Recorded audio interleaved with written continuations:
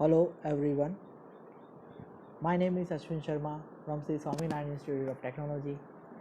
Today I will conduct lecture on concrete technology, material for concretes. This is newly introduced subject in 5th semester and its code is displaying on the screen. 3350602 is its subject code. In this subject, we will study the below contains given on the screens. Material for concrete. We have to study material of concrete for finding which materials are used for making concrete. फिर fresh concrete, admixture, hardened concrete, concrete mixture design, special concrete and concreting techniques, prevention and repair techniques for crack, modern trend and research, development in concrete technology. These are the content we have to study in this subject. Now I will show you syllabus of this subject. Now you can see in this screen the university, Gujarat Technical University have conducted give a syllabus of this subject. Civil engineering, transportation engineering का एक part है ये पूरा का पूरा subject, जिसके अंदर आपको दिखेगा कि इसकी जो टीचिंग स्कीम है 3 लेक्चर पर वीक और 2 प्रैक्टिकल्स आएंगे। 70 मार्क्स की इसकी एक्सटर्नल एग्ज़ाम्स रहेगी और प्रैक्टिकल एग्ज़ाम 30 मार्क्स की रहेगी, इंटरनल 20 और प्रैक्टिकल मार्क्स के इंटरनल के प्रैक्टिकल मार्क्स के 30, टोटल 150 मार्क्स का आपको इसके अंदर स्कोप रहेगा। कोर्स कंटेंट क्या क्या है, तो जैसे कि मैंने आपको बताया मटेरियल फॉर कंक्रीट, जिसके अंदर आपको important of cement, type of grades of cement, physical property, role of coarse aggregate, requirement of quality of water, ये सब पढ़ना रहेगा। फिर फ्रेश कंक्रीट के बारे में पढ़ना रहेगा। एड मिक्सचर, तो एड मिक्सचर्स जो हम यूज़ करते हैं कंक्रीट के लिए, अलग अलग क्लाइमेट्स के लिए, अलग अलग स्ट्रेंथ गेनिंग के लिए, अलग अलग प्रॉपर्टीज़ के लिए, वो admixtures. Hardened of concrete, फिर कंक्रीट मिक्सचर डिज़ाइन, हमें डिज़ाइन सीखनी रहेगी आगे जाके इसके अंदर। फिर special concrete and concreting techniques, फिर prevention and repair techniques for crack, जो कंक्रीट्स के अंदर या स्लैब के अंदर क्रैक आते हैं कंक्रीट की वजह से वो। और फिर modern trend and research development in concrete technology, क्या क्या मॉडर्न ट्रेंड और रिसर्च चल रहा है कंक्रीट टेक्नोलॉजी के लिए, वो हम इस पूरे के पूरे सब्जेक्ट के अंदर देखेंगे। और ये जो है यह हमारे टीचिंग स्कीम है कि कौन कौन से यूनिट्स के लिए कितने कितने आवर्स चाहिए, इसके बारे में थोड़ा बताया गया है। फिर suggestion list for exercise and practicals, ये सारी प्रैक्टिकल की लिस्ट है जो कि हमको इस सेमेस्टर में करना रहेगा। और पूरा का पूरा रेफरेंस बुक सजेशन इसके अंदर लिस्ट दिया हुआ है और कौन कौन सा IAS कोड इसके अंदर लगेंगे, इसके अंदर आपको पूरा डिटेल दिया हुआ है। ये आपको G2 की साइट पे पूरा सिलेबस मिल जाएगा और देखिए, और NTPL में भी इसके आपको बहुत सारे लेक्चर्स मिलेंगे, तो आप वो जाके देख सकते हैं।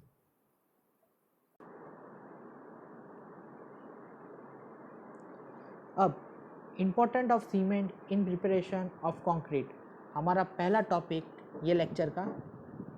Concrete is composed of cement, sand, aggregate, water, admixtures and air.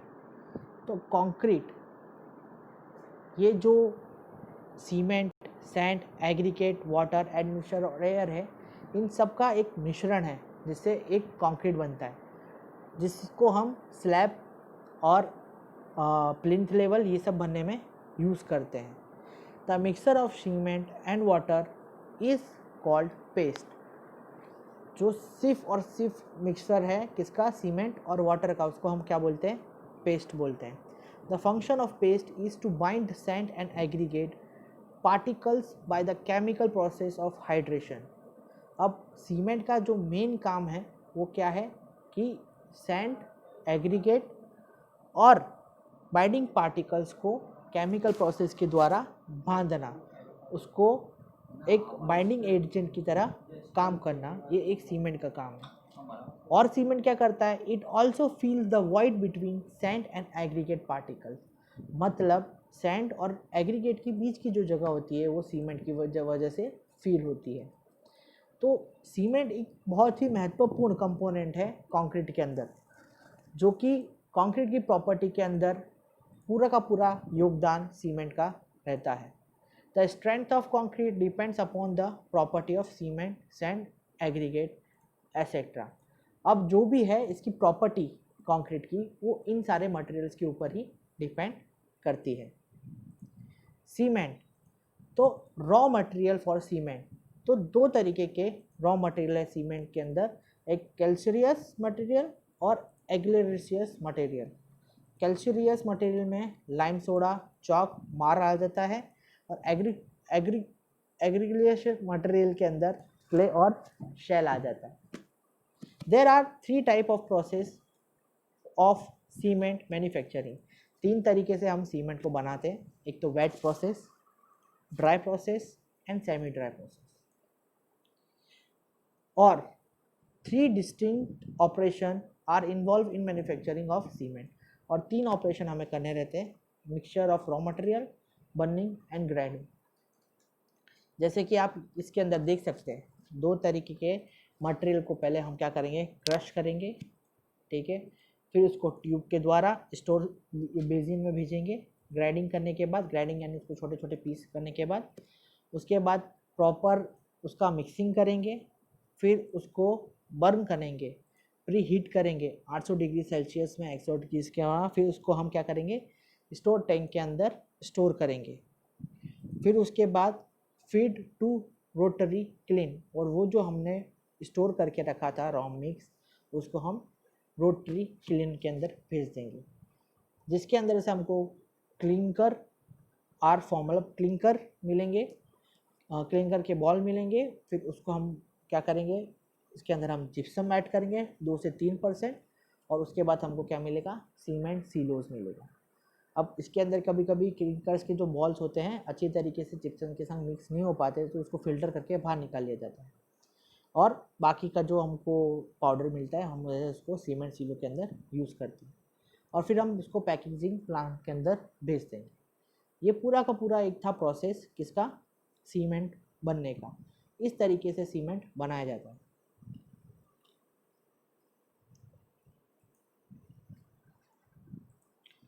Chemical compound of ordinary Portland cement. The raw material used for manufacturing of ordinary Portland cement contain mainly lime, silica, alumina and iron oxide।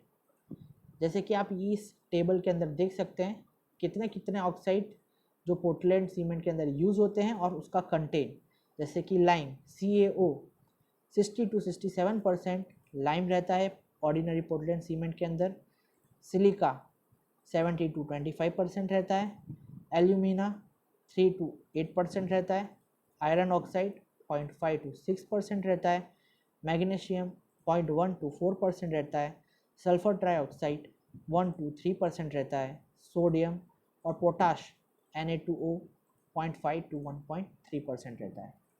तो ये सब का mixture, ये raw material का mixture से एक ordinary Portland cement बनता है। आपको जैसे कि मैंने ये सारी की सारी प्रोसेस बताई आगे किस तरीके से सीमेंट बनता है, तो उसमें जो रॉ मटेरियल यूज़ होते हैं वो रॉ मटेरियल के नाम मैंने ये टेबल के अंदर लिखे हैं और उसका कंटेंट लिखा हुआ है, जो कि बहुत ही इम्पॉर्टेंट है for GTU point of view. अब box compound and its function, बहुत ही important topic for GTU। Box compound किसे बोलते हैं उससे हमें पहले समझना होगा। As started earlier, the oxide present in the raw material interact with one another in the kiln at high temperature to form more complex compound. The identification of major compound is largest based on the work of R.H. Bog and other, so it is often referenced referred as Bogue compound और Bogue composition.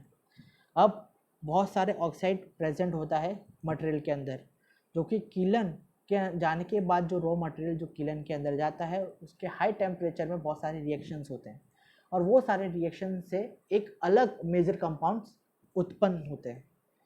तो वो जो major compound पहले ढूंढने वाले RH बॉग्यू थे, और इससे ही ये बॉग्यू कंपाउंड का नाम पड़ा है। बॉग्यू कंपाउंड्स कौन कौन से होते हैं, तो जैसे कि आप टेबल पे देख सकते हैं, tricalcium silicate, dicalcium silicate, tricalcium aluminate and tricalcium aluminoferrite. ये है हमारे बॉग्यू कंपाउंड्स, जिसके फॉर्मूलाज और एब्रीविएशंस आपको सेकेंड कॉलम और थर्ड कॉलम में देके रखे हैं। बॉग कंपाउंड्स का कितना कितना मास परसेंटेज होता है सीमेंट के अंदर, वो भी नीचे वाले टेबल के अंदर दिया हुआ है। जैसे ट्राइकैल्शियम सिलिकेट का 30 to 50%, डाइकैल्शियम सिलिकेट का 20 to 45%, ट्राइकैल्शियम एल्यूमिनेट का 8 to 12% और ट्राइकैल्शियम एल्यूमिनोफेरेट का 6 to 10%।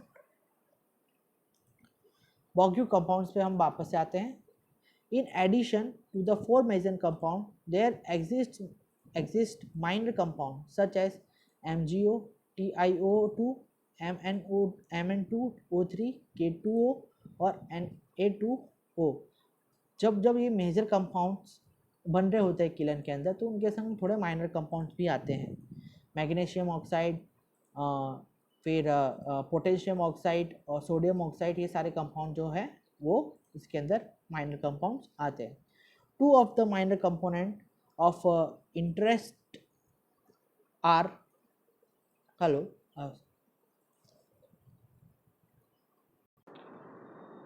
sorry for disturbance. There are two or of the minor compound of interact as potassium oxide and sodium oxide known as alkalis. They have been found to react with some aggregate. The product of this reaction cause disintegration of concrete and also have been found to affect strength of cement. अब ये जो major compounds हैं उनके साथ ही एक दो minor compounds इसके अंदर पाए गए हैं। जब एग्रीगेट सीमेंट के अंदर मिला जाता है तो क्या होता है, जो माइनर कंपाउंड्स हैं वो इंटरेक्ट करते हैं और एल्कलाइंस के रूप में वो लोग काम करते हैं। तो उससे होता क्या है कि जो कंक्रीट का डिसइंटीग्रेशन हो जाता है, मतलब कंक्रीट के जो पार्टिकल्स है वो एक दूसरे से अलग होना स्टार्ट हो जाते हैं।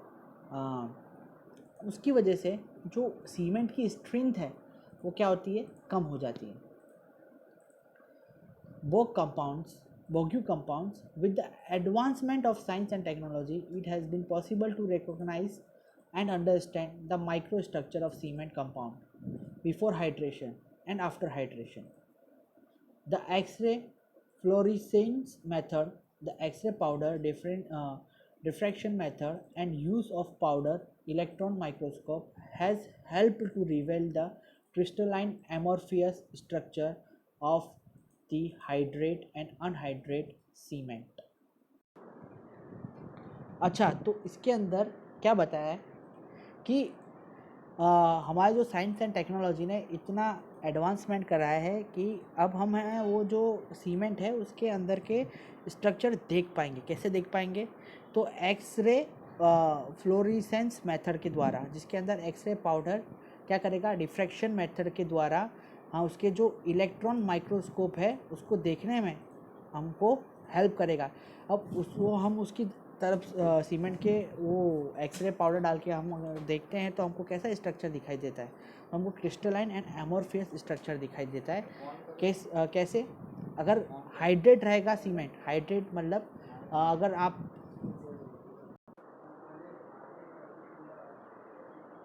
जैसे कि मैंने आपको पहले बताया एक्सरे के द्वारा हमको कुछ क्रिस्टल लाइक स्ट्रक्चर देखने के लिए मिलेंगे हाइड्रेट और अनहाइड्रेट सीमेंट के अंदर। हाइड्रेट किसको बोलते हैं, तो जब भी पानी की एक बूंद भी सीमेंट के अंदर पड़ती है तो उससे होता क्या है कि पानी केमिकल रिएक्ट करता है और उसके अंदर से सीमेंट के अंदर से हीट निकलती है जो कि उसकी स्ट्रेंथ और वर्केबिलिटी की प्रॉपर्टी डिसाइड करती है। तो अगर हाइड्रेशन उसके अंदर अच्छा है सीमेंट के अंदर तो वो सीमेंट हाइड्रेट है, और हीट अगर अच्छी तरह से प्रोड्यूस नहीं हो रही तो वो अनहाइड्रेट है। वैसे ही थॉर्नबम और लेचिटेलायर, थ्रोम्बम and लेचिटेलर also observed 4 different kind of crystal in thin section of cement clinker। वैसे ही उनने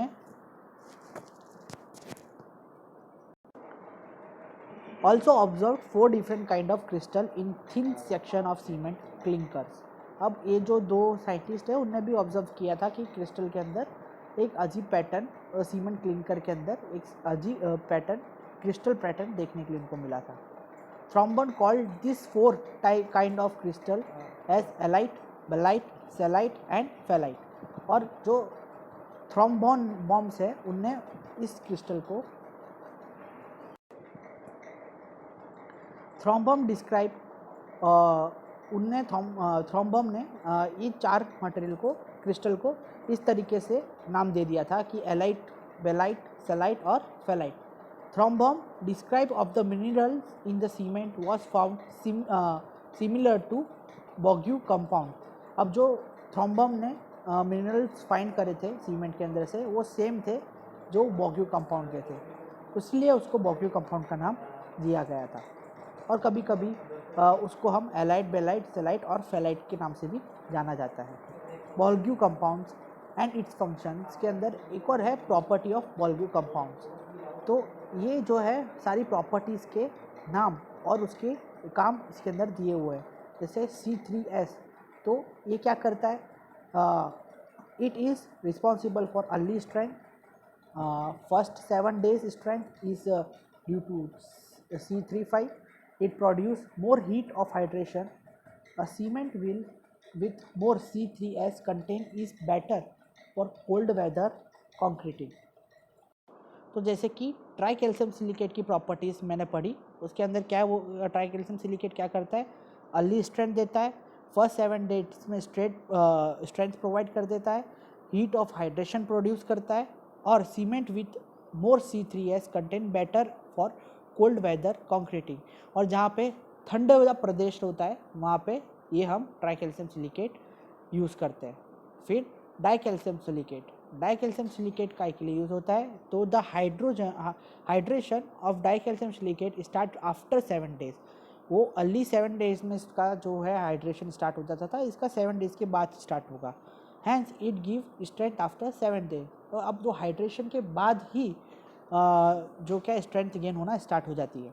अब die calcium silicate hydrate and harden slowly and provide much of the ultimate strength. अब डाई कैल्शियम सिलिकेट क्या करता है? वो हार्डर मतलब slowly hard करता है, स्लोली हार्डन करता है किसको? कंक्रीट को। It is also responsible for the lateral strength of concrete. It is also responsible for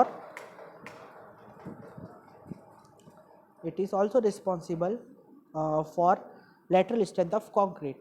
it produce less heat of hydration। और जितना heat of hydration try calcium silicate provide करता है उतना वो नहीं कर पाता है।